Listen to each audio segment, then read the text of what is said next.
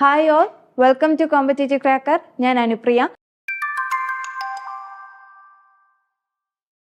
ഇന്ന് നമ്മൾ ഡിസ്കസ് ചെയ്യാൻ പോകുന്ന ബാങ്കിങ്ങിൽ നിന്ന് വരാൻ സാധ്യതയുള്ള കുറച്ച് ചോദ്യങ്ങളാണ്. ട്രഡീഷണൽ ബാങ്കിങ് ആയിക്കോട്ടെ, മോഡേൺ ബാങ്കിങ് ആയിക്കോട്ടെ, നമ്മൾ ശ്രദ്ധിക്കേണ്ട കുറച്ച് ഏരിയകളുണ്ട്. നമുക്ക് നോക്കാം.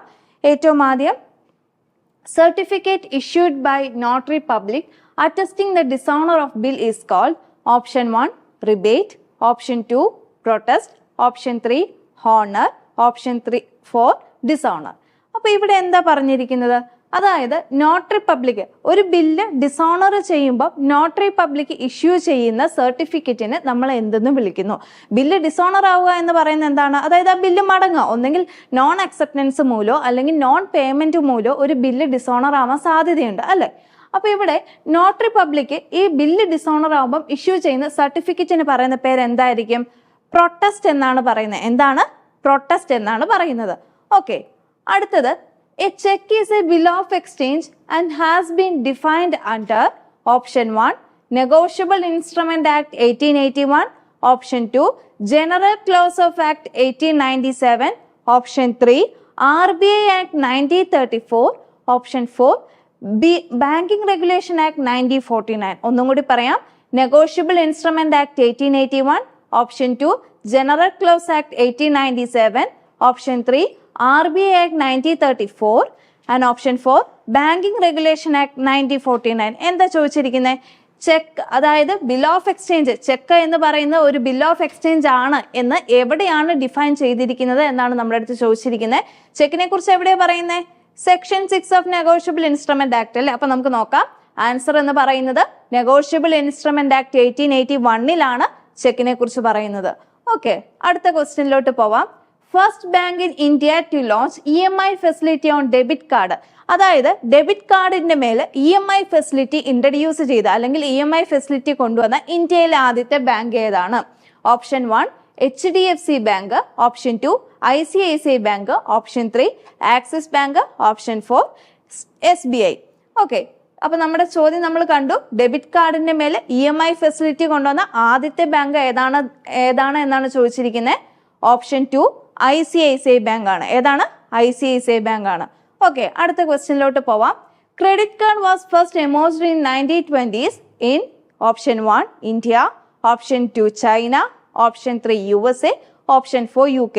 ക്രെഡിറ്റ് കാർഡ് നമുക്കറിയാം. മോഡേൺ ബാങ്കിങ് എന്ന് പറയുന്ന ടോപ്പിക്ക് നമ്മൾ പഠിക്കുമ്പം വളരെ ഇമ്പോർട്ടന്റ് ആയിട്ടുള്ള ഒരു ഏരിയയാണ് കാർഡ്സ് എന്ന് പറയുന്നത്. അത് ക്രെഡിറ്റ് കാർഡ് ആയിക്കോട്ടെ, ഡെബിറ്റ് കാർഡോ, smart card, charge card, prepaid card, അങ്ങനെ പല തരത്തിലുള്ള കാർഡുകളുണ്ട്. അപ്പൊ ഇവിടെ ചോദിച്ചിരിക്കുന്നത് 1920 ക്രെഡിറ്റ് കാർഡ് ആദ്യമായിട്ട് എമർജ് ചെയ്തത് എവിടെയാണ് എന്നാണ് ചോദിച്ചിരിക്കുന്നത്. ഓപ്ഷൻ 3 USA എമർജ് ചെയ്തത്. ECS payment dash code is essential. Option 1 RTGS, option 2 MICR, option 3 IFSC, option 4 CTS. അതായത് ECS പേയ്മെന്റിൽ നമ്മൾ യൂസ് ചെയ്യുന്ന കോഡ് ഏതാണ് എന്നാണ് ചോദിച്ചിരിക്കുന്നത്. എന്താ ECS പേയ്മെന്റ് എന്ന് പറയുന്നത്? ഇലക്ട്രോണിക് ക്ലിയറിംഗ് സിസ്റ്റം അല്ലെ? നമുക്കറിയാവുന്ന ഒരു ടോപ്പിക്കാണ് ഇലക്ട്രോണിക് ക്ലിയറിംഗ് സിസ്റ്റം എന്ന് പറയുന്നത്. അപ്പൊ ഓപ്ഷന്റെ അകത്ത് എന്തൊക്കെ പറഞ്ഞിട്ടുണ്ട്? RTGS റിയൽ ടൈം ഗ്രോസ് സെറ്റിൽമെന്റിനെ കുറിച്ച് പറയുന്നുണ്ട്, MICR കുറിച്ച് പറയുന്നുണ്ട്, IFSC കോഡിനെ കുറിച്ച് പറയുന്നുണ്ട്, CTS. എന്താ CTS? ചെക്ക് ട്രങ്കേഷൻ സിസ്റ്റത്തിനെയാണ് നമ്മൾ CTS എന്ന് വിളിക്കുന്നത്. അങ്ങനെയാണെങ്കിൽ ഈ ECS പേയ്മെന്റിന്റെ അകത്ത് നമ്മൾ യൂസ് ചെയ്യുന്ന അല്ല എങ്കിൽ നിർബന്ധമായിട്ടും കാണേണ്ട കോഡ് ഏത് കോഡാണ്? MICR കോഡാണ്. എന്താണ്? MICR code. എന്താ MICRന്റെ full form? Magnetic ink character recognition. Okay, അടുത്ത ക്വസ്റ്റ്യനിലോട്ട് പോവാം. Valuables in safe custody the relationship between banker and customer is option 1 bailee bailor, option 2 bailor bailee, option 3 agent principal, option 4 debtor creditor. എന്താ ചോദിച്ചിരിക്കുന്നത്? ഇവിടെ ചോദിച്ചിരിക്കുന്ന ഏത് ഏരിയയിൽ നിന്നുള്ള ക്വസ്റ്റ്യൻ ആണ്? നമുക്കറിയാം relationship between banker and customer, അല്ലെങ്കിൽ ബാങ്കറും കസ്റ്റമറും പല സാഹചര്യങ്ങളിൽ നമ്മൾ പഠിക്കുന്നുണ്ട്. അപ്പം ബാങ്കറും കസ്റ്റമറും തമ്മിലുള്ള റിലേഷൻഷിപ്പ്, അതായത് കസ്റ്റമറിന്റെ ഒരു വസ്തു സേഫ് കസ്റ്റഡിയിൽ വെക്കുമ്പോൾ ബാങ്കറും കസ്റ്റമറും തമ്മിൽ ഏത് തരത്തിലുള്ള ബന്ധമായിരിക്കും എന്നാണ് ചോദിച്ചിരിക്കുന്നത്. ആൻസർ എന്താണ്? ബെയിലി ബെയിലർ ആണ്. ഇവിടെ സൂക്ഷിച്ചിരിക്കുന്ന ആരുടെ വസ്തുവാണ്? കസ്റ്റമറിന്റെ വസ്തുവാണ്. ആരാ സൂക്ഷിച്ചിരിക്കുന്ന? ബാങ്കാണ് സൂക്ഷിച്ചിരിക്കുന്നത്. അതുകൊണ്ട് ആൻസർ എന്തേ വരത്തുള്ളൂ? ബെയിലി ബെയിലർ ആണ് വരത്തുള്ളൂ. ഓക്കെ, അടുത്ത ക്വസ്റ്റ്യനിലോട്ട് പോവാം. AVR technology is used in option 1 e-banking, option 2 internet banking, option 3 telephone banking. Option 4 mobile banking. AVR technology എവിടെയാണ് യൂസ് ചെയ്യുന്നത്? ഓപ്ഷൻ 3 ടെലിഫോൺ ബാങ്കിങ്ങിലാണ് AVR ടെക്നോളജി യൂസ് ചെയ്യുന്നത്. ഓക്കെ, നമുക്കറിയാം CSEBയുടെ എക്സാം മെയ് 19-നാണ്. വളരെ കുറച്ച് ദിവസവും കൂടെ ഉള്ളൂ. അവസാന നിമിഷത്തെ നമ്മുടെ പ്രിപ്പറേഷൻ ആണ് റാങ്ക് ഡിസൈഡ് ചെയ്യാൻ ഏറ്റവും ക്രൂഷ്യൽ ആയിട്ടുള്ള ഒരു ഫാക്ടർ എന്ന് പറയുന്നത്. അപ്പോൾ ഇവിടെ competitive cracker CSEB special booster batch start ചെയ്യാണ്. മെയ് 6-ാം തീയതി മുതലാണ് സ്റ്റാർട്ട് ചെയ്യുന്നത്. 10 ദിവസം നീണ്ടു നിൽക്കുന്ന 20 മണിക്കൂർ നീണ്ടു നിൽക്കുന്ന ഒരു ക്ലാസ് ആണ് പ്രൊവൈഡ് ചെയ്യുന്നത്. അതായത് ഓരോ വിഷയത്തിന് 2 മണിക്കൂർ ദൈർഘ്യമുള്ള ക്ലാസ്സുകളായിരിക്കും പ്രൊവൈഡ് ചെയ്യുക. അപ്പൊ എല്ലാവരും ജോയിൻ ചെയ്യുക. ജോയിൻ ചെയ്യുന്നതിനോടൊപ്പം ഞാൻ വീണ്ടും പറയുന്നു, റിവിഷൻ ബാച്ച് ആണ്. നന്നായിട്ട് പഠിച്ചതിന് ശേഷം മാത്രം ജോയിൻ ചെയ്യുക. പ്രീവിയസ് ഇയർ ക്വസ്റ്റ്യൻസ് ആയിരിക്കും നമ്മൾ ഡിസ്കസ് ചെയ്യുന്നത്. അതുകൊണ്ട് പഠിച്ചതിന് ശേഷം എല്ലാവരും ജോയിൻ ചെയ്യുക. അപ്പൊ നമുക്ക് അടുത്ത ക്വസ്റ്റ്യൻ നോക്കാം. Dash label ATMs are mainly installed to provide e-commerce facility.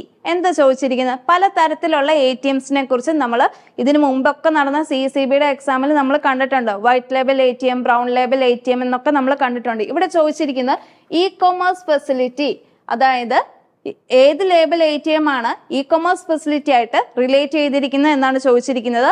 White label ATM, orange label ATM, yellow label ATM, green label ATM. നമുക്ക് നോക്കാം എന്തായിരിക്കും ആൻസർ വരിക. യെല്ലോ ലേബൽ ATM ആണ്. ഓക്കെ, ഇ-കൊമേഴ്സ് ഫെസിലിറ്റി ആയിട്ട് ബന്ധപ്പെട്ട് വരുന്ന ATM യെല്ലോ ലേബൽ ATM ആണ്.